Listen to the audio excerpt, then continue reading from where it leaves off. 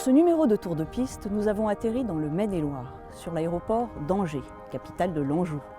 Situé sur la commune de Marcé, à 25 km au nord-est d'Angers, ce terrain accueille des vols commerciaux et bien sûr des activités aériennes de loisirs. Clubs de vol moteur, de voltige, de vol à voile, ainsi que de construction amateur se partagent les 3 pistes. Cet aéroport abrite également le 2e musée d'aviation en France. Une collection d'environ 170 avions et planeurs historiques, dont certains rarissimes, voire uniques au monde. Partons survoler la région, distinguée par ses châteaux et ses vignobles de renom, et découvrir ce terrain où l'aviation d'hier et celle d'aujourd'hui y sont idéalement représentées.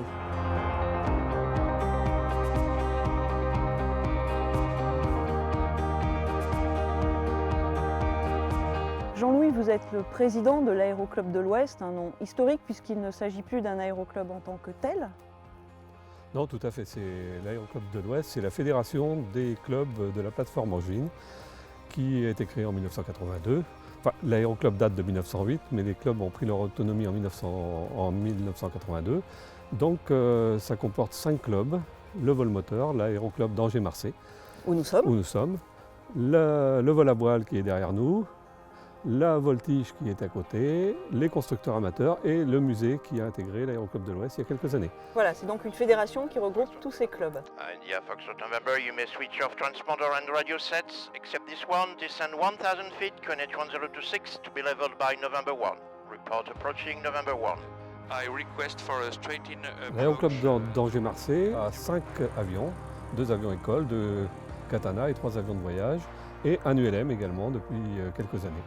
Et voler dans la région, ça a un intérêt particulier? Alors voler dans la région, d'abord c'est un intérêt pratique puisqu'on est dans une région relativement plate, donc facile à voler.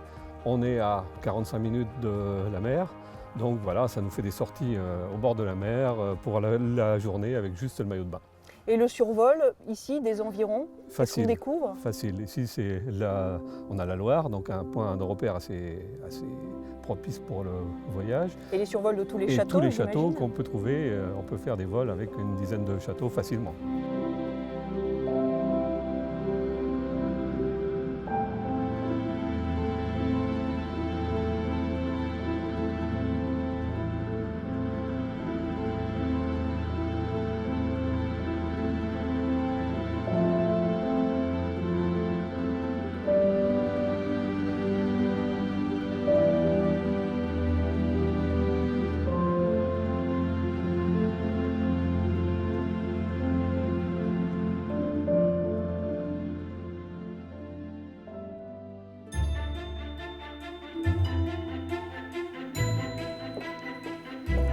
Bonjour Christian, Bonjour Magali, merci de nous accueillir. c'est avec un grand plaisir.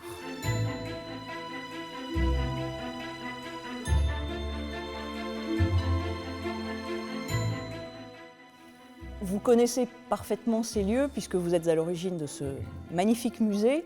Mais avant de nous le présenter, pouvez-vous nous dire quelques mots sur l'histoire de l'aviation en Anjou? Eh bien, c'est une vieille histoire, puisqu'elle a débuté en 1908 avec un homme, René Gagné, ou plus exactement René Gagné et son frère Pierre, qui ont fait voler le premier avion en Anjou. D'ailleurs, nous l'avons, il est ici, l'authentique. Très vite, René Gagné est décédé, vraisemblablement d'un problème pulmonaire en 1913, et son frère a pris la présidence de l'Aéroclub.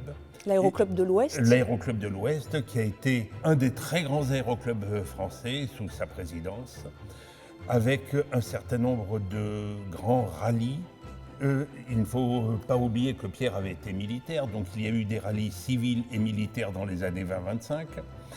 Ensuite, comme il y a un nombre important d'Anglais en Anjou, les Plantagenets en particulier, il y a eu les rallyes Plantagenets avant-guerre, puis évidemment la Seconde Guerre mondiale avec ses destructions fait beaucoup de dégâts. Et pour relancer l'aéroclub, dès 1945, l'idée a été de relancer des grands rallyes, les rallyes des vins, fleurs et châteaux de l'Anjou, qui ont duré de 1947 jusque dans les années 75. Et avec l'aide d'Alexandre Bélanger, qui entre-temps était devenu moniteur vol à voile, la grande compétition internationale, dite des 8 jours d'Angers, Coupe d'Europe d'Angers, qui traînait régulièrement une centaine de concurrents mondiaux sur le terrain d'Anjou. Ici, c'était un centre très important de vol à voile d'ailleurs. Alors, ici, nous étions sur l'ancien aérodrome d'Avrier, qui était à une vingtaine de kilomètres d'ici, qui date de 1908, qui à l'origine était un champ de manœuvre militaire. Et René Gagné a eu la facilité de négocier avec les autorités militaires l'utilisation pour quelques avions, avec les grandes courses de 1910, les grandes courses de 1912, et progressivement, eh bien, les chevaux de la cavalerie se sont effacés au profit des avions. Et c'est un terrain à temps plein depuis 1913, qui a été un des énormes centres de vol à voile français. Et en 1998, il y a eu transfert de l'aérodrome d'Avrier vers l'aérodrome d'Angers-Marseille, où nous nous trouvons actuellement, qui est un terrain magnifique, et sur lequel nous avons pu bénéficier de locaux parfaitement adaptés et dont nous sommes très très heureux. Vous évoquiez l'avion historique qui est ici, c'est ça? L'avion authentique? C'est l'avion authentique et nous allons le voir, y jeter un coup d'œil. Avec plaisir. René Gagné a construit 3 avions. Le premier, qui date de 1907, avait des erreurs de conception, mais c'était l'époque où tout le monde découvrait, n'a pas volé. Après réflexion, il a construit un second qui a parfaitement volé. Mais un beau jour, une des cordes à piano, c'est-à-dire les ficelles qui tiennent la structure, s'est rompue, s'est prise dans l'hélice. Comme il n'allait pas très vite, environ 50 ou 60 km/h, à quelques mètres d'altitude, finalement, il n'y a eu que l'amour-propre et égratigné.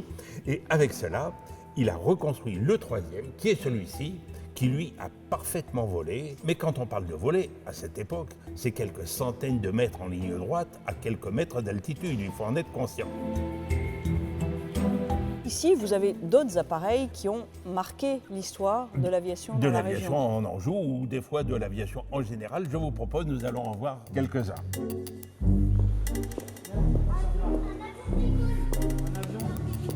Nous sommes devant l'Avia. Oui, c'est une dénomination qui a été donnée dans les années 28-30, quand il a fallu relancer, ou plutôt créer le vol à voile en France.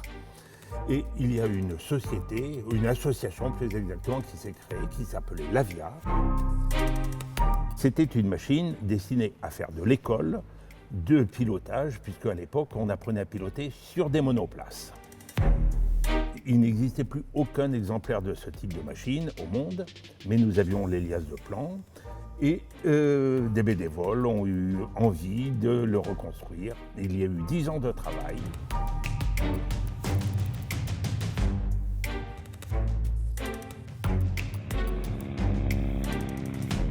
Ce planeur, j'ai eu le privilège de lui faire son premier vol en 2010.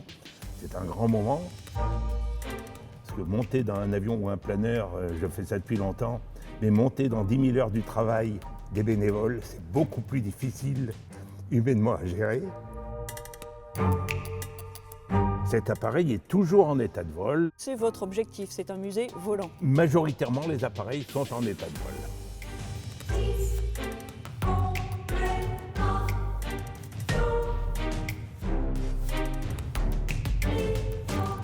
Voici un autre appareil emblématique de votre musée, le planeur Veille, qui date de quelle époque? Alors, le prototype a volé en 1938. Celui-ci a été construit pendant la guerre, on pense vers 1943, a été ramené en France à la fin de la guerre, a beaucoup volé, a été confié, comme c'était le planeur de grande performance, au grand champion de l'époque, Eric Nessler, qui a eu quelques records de France, d'où les Bleu-Blanc-Rouge.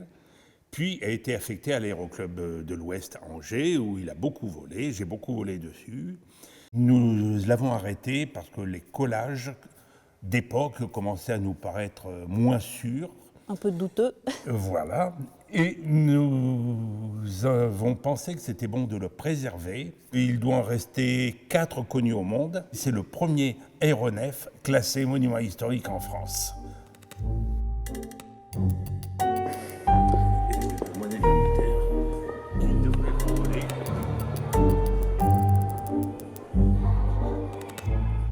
Nous sommes, Christian, devant le Moinet Jupiter, un autre appareil d'exception. Oui, c'est un appareil qui a été conçu par André Moinet, qui était un pilote de chasse de la dernière guerre au Normandie-Niemen, qui a eu ensuite une longue carrière politique, il a été ministre de Gaulle, et il en a profité pour faire passer ses conceptions et construire ses conceptions aéronautiques. L'idée, c'était de faire un avion d'affaires, pour les hommes d'affaires, qui puisse avoir assuré la sécurité du bimoteur, donc 2 moteurs, un devant, qui va être monté bientôt, et l'autre à l'arrière, Le push-pull. le push-pull, et qui évite, en cas de panne, les problèmes de dissymétrie qu'il peut y avoir sur un bimoteur normal. Puisque s'il y a une panne, ça continue à tirer dans l'axe. Donc une machine beaucoup plus facile à piloter, tout en ayant la sécurité. Sa restauration a commencé il y a une dizaine d'années. Nous arrivons au bout. C'est donc le seul existant au monde capable de voler. Et qui devrait bientôt revoler. Nous espérons avant la fin de l'année. Et toute l'équipe de bénévoles, et ça je tiens à les en remercier, font un travail remarquable. Alors comment et où faites-vous la restauration de tous ces appareils? Eh bien, dans nos ateliers, et je vous y emmène, vous verrez nos bénévoles au travail. Avec plaisir.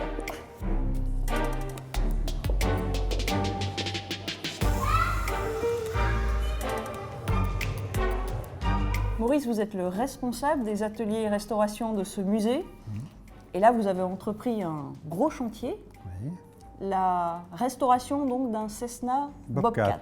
Oui. Comme il est appelé à revoler, donc on a dû faire une inspection complète de l'aile, à savoir reprendre tous les collages. Donc tout désentoiler et reprendre Tous les désentoilés. collages de chaque nervure. Il est arrivé désentoilé au musée d'Angers, mais on a dû reprendre toutes les nervures, tous les collages des nervures qui étaient passablement dégradés. Dans ce cas-là, il faut être très précis. Hein. Il a fallu travailler, façonner chaque pièce, une à une, pour qu'elle se place rigoureusement à l'endroit prévu. Et ensuite, ça va être réentoilé. Ce sera réentoilé lorsque tous les éléments seront passés à l'intérieur, les câbles et des choses comme ça, une fois qu'il aura été mis en croix. Et ça fait combien de temps que vous travaillez sur cet appareil? Cette machine-là est rentrée ici en 2009, je crois, et moi je suis là depuis 5 ans, donc le travail avait été commencé avant que j'arrive dans le musée. La partie la plus technique étant le caisson de bord d'attaque. Ça a été compliqué parce qu'on ne trouve plus de contreplaqué à 45 degrés, donc il a fallu... C'est-à-dire la partie donc la partie avant de l'aile. caisson avant de l'aile, le bord d'attaque, oui. On a un contreplaqué de 1,5 mm qu'il a fallu cintrer à chaud, hein, avec de l'eau très très chaude pour accompagner le mouvement naturel du bois pour qu'il prenne la forme. Oui, oui. On va voir le fuselage? Bien entendu, volontiers.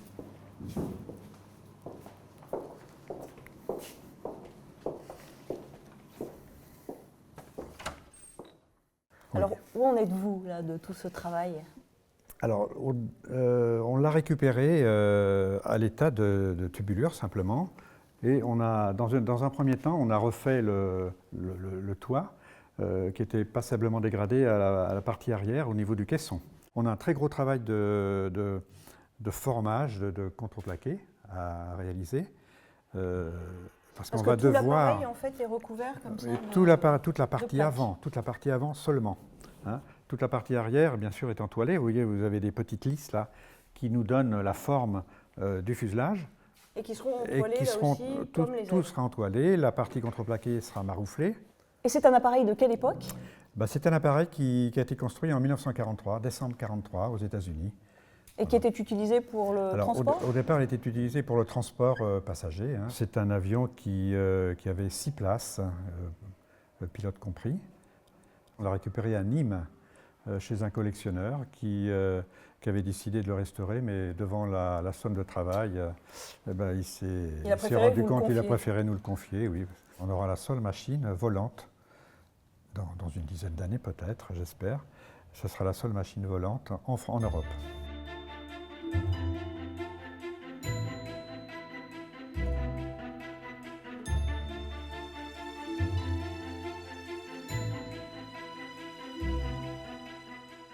Christian, nous sommes dans votre centre d'archives qui est unique en Europe en tout cas. Je crois qu'il est unique en Europe, effectivement. Vous recensez combien de photos, d'archives, de plans Alors, d'avions? entre les photos, les plans et les archives, on a largement dépassé le 1 million de documents.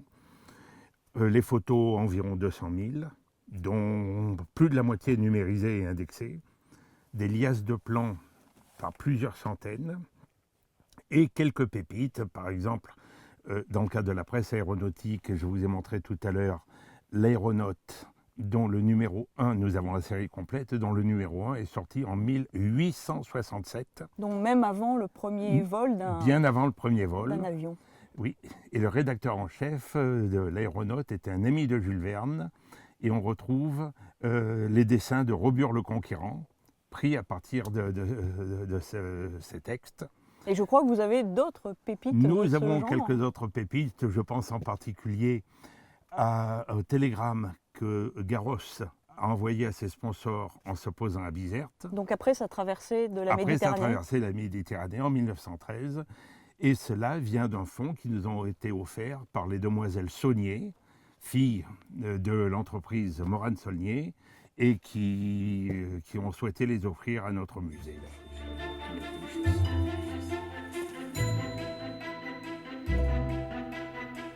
Dans le hangar d'à côté, c'est une véritable caverne d'Ali Baba que l'on découvre.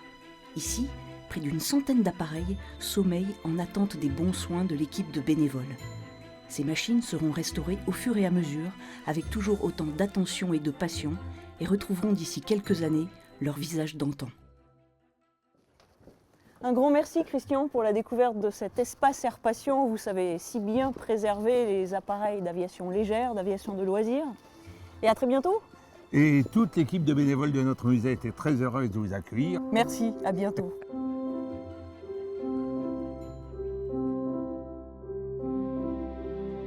C'est en 1931 que le vol à voile naît à Angers.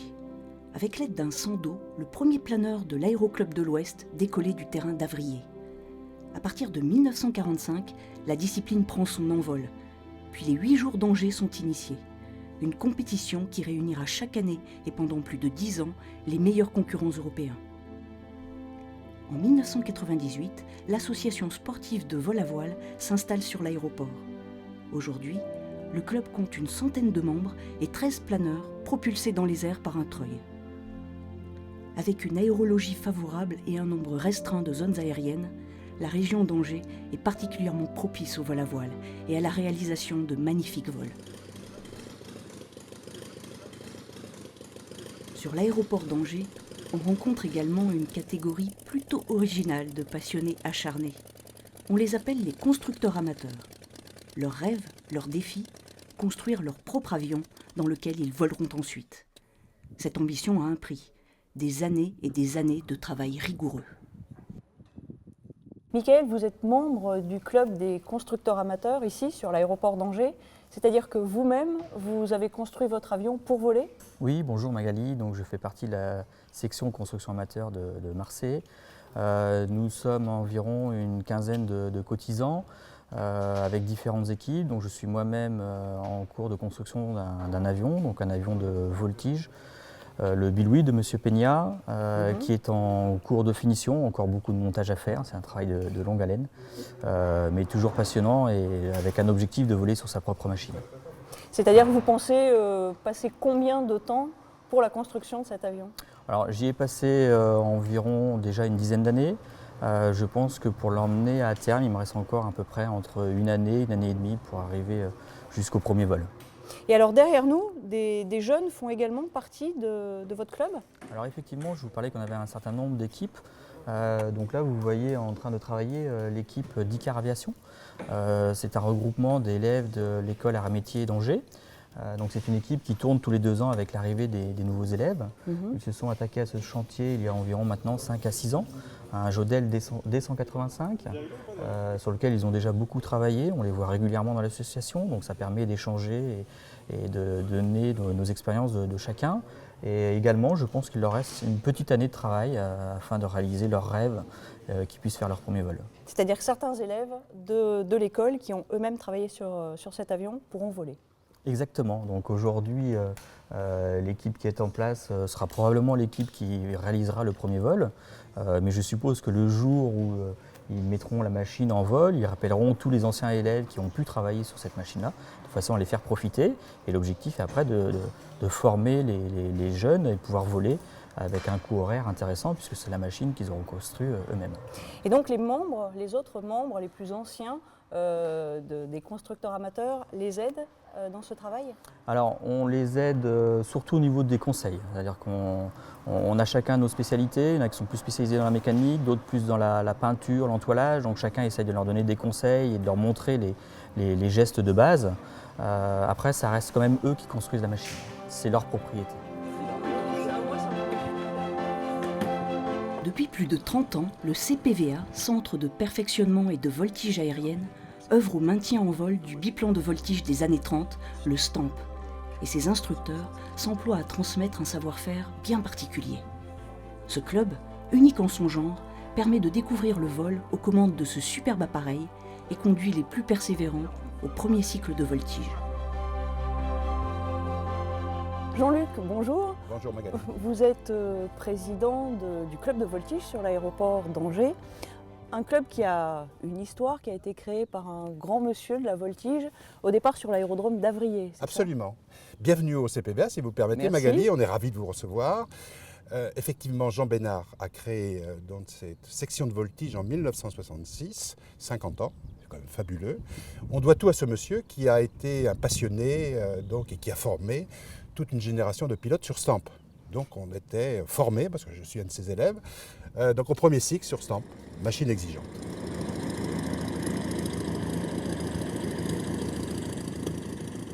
La particularité du CPVA, c'est que les gens arrivent PPL, donc diplômés, ont envie de faire une aviation traditionnelle, parce que le Stamp est extrêmement exigeant. Donc après une année, on va dire plutôt 2 années, 3 années, si les gens sont assidus, à peu près 15 heures de vol par an. Donc on arrive à les former, donc ils aboutissent à un premier cycle. Voilà. Avec la particularité de cet avion, c'est qu'il est sous-motorisé, 140 chevaux à 2400 tours, mais finalement pour préserver le moteur, qui est une pièce rare, donc on voltige à 2200 tours. Donc votre club à l'heure actuelle forme exclusivement sur Stamp, Oui, ces appareils absolument. biplans.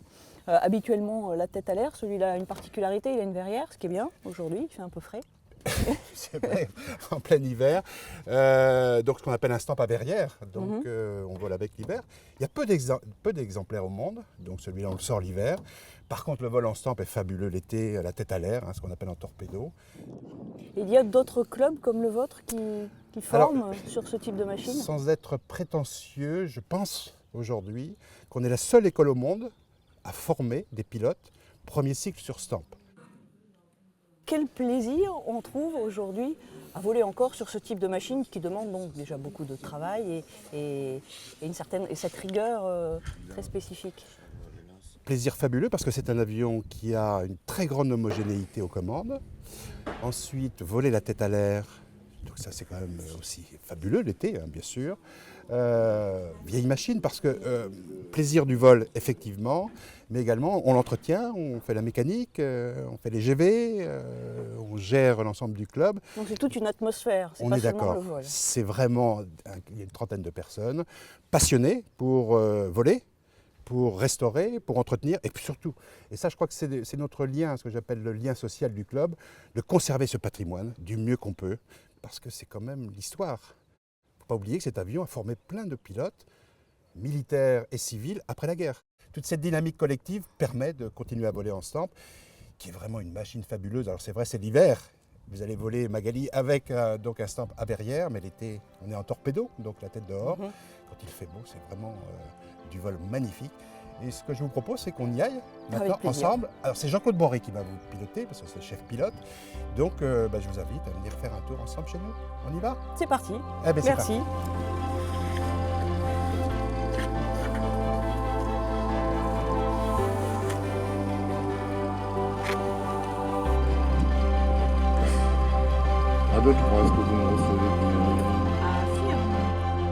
Au lieu des débuts de l'aviation, cette terre d'Anjou est, comme on le sait, réputée pour sa douceur. La Loire, les châteaux, les vastes étendues verdoyantes en font une région particulièrement agréable à survoler et où, bien sûr, il fait bon se poser. À bientôt pour un prochain tour de piste.